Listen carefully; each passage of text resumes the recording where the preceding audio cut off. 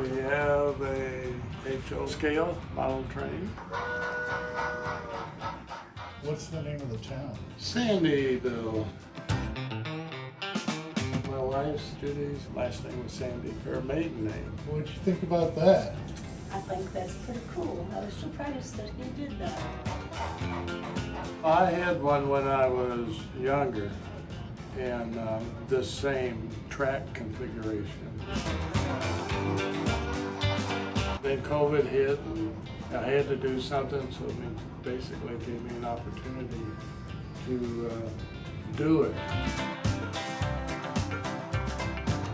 And when I got started, I had on the wall here an actual size of the track because the configuration has to be quite precise. So the train is digital, which means that there's a chip inside the train. Are you almost done? No, you're never done. Never Never done. Right. Still working on it.